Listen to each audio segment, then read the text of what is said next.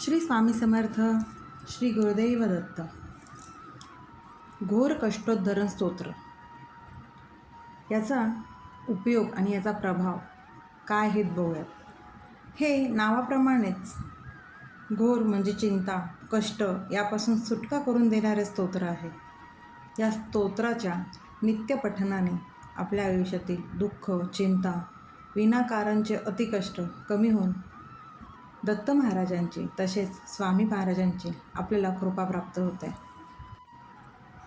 खूप खडतर परिस्थिती असताना सर्व त्रास, संकट कमी होऊन मनाला, जीवनाला शांतता, समाधान प्राप्त व्हावं, सुयश मिळावं म्हणून हे घोरकष्टोद्धरण स्तोत्र खूप फलदायी आहे. आपण सांसारिक माणसांना आपल्या संसारात अडीअडचणी, संकट हे न सांगता येतातच. ती कुठल्या स्वरूपाची असतात, कुठले असतात हे आपल्याला कळत नाही. पण ज्यावेळी ही संकटं येतात तेव्हा आपण हतबल होतो, सुचत नाही. आणि त्यावेळेला इतर माणसांना मदत मागण्याऐवजी आपण आपले सगळे संकट, आपली दुःख आपल्या देवाला सांगून त्यांच्याकडेच मदत मागावी. कारण काही इतर लोक आपल्या मदतीचं, आपल्या संकटाचं, आपल्या दुःखाचं आपल्या तोंडावर जरी हसू करत नसले तर मागे नक्कीच करतात. बऱ्याच लोकांना याचा अनुभव असेलही. त्यामुळे फक्त आणि फक्त आपल्या देवालाच आपली संकटे, आपली दुःखे सांगावीत. कारण का तेच फक्त आपल्याला यातनं सुयोग्य मार्ग दाखवतात आणि आपल्याला मदत करतात. वेळ लागतो पण मदत नक्की करतात. त्यामुळेच वासुदेवानंद सरस्वती टेंबे स्वामी महाराज यांनी हे अत्यंत सोपं आणि साधं असं 5 श्लोक असणारं, लोकांचं मंगल करणारं असं हे घोरकष्टोद्धरण स्तोत्र याची रचना केलेली आहे. खूप साधे सोपं स्तोत्र आहे. याला काही मिनटं किंवा सेकंद म्हणाल एवढंच लागतं.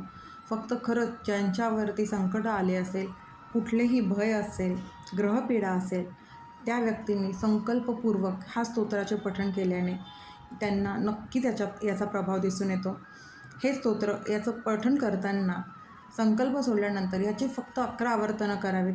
कोणी कोणी याचं 21, 51 किंवा 108ही आवर्तनं करतात. तर याची आपण जेवढी आवर्तनं करू तेवढी अतिउत्तमच आहे. पण आपल्या वेळेनुसार, आपल्या धकाधकीच्या आयुष्यानुसार आपल्याला 11 आवर्तनं तर नक्कीच जमतील. कारण का हे खूप छोटं स्तोत्र आहे. त्यामुळे 11 आवर्तनं करून आपण आपल्या संकटातनं नक्कीच बाहेर पडू आणि दत्त महाराज आपल्याला कितीही मोठ्या संकटातनं सही सलामत बाहेर काढतील. आपले स्वामी आपल्यावर त्यांची कृपा नक्कीच ठेवतील. त्याच्यामुळे विश्वासाने हे करण्याची गरज आहे.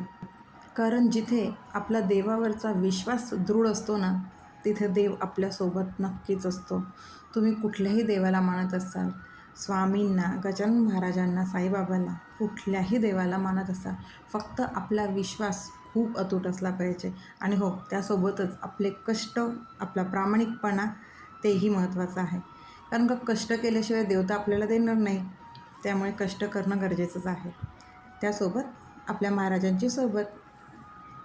श्री स्वामी समर्थ. अशक्य ही शक्य करतील स्वामी, अशक्य ही शक्य करतील स्वामी.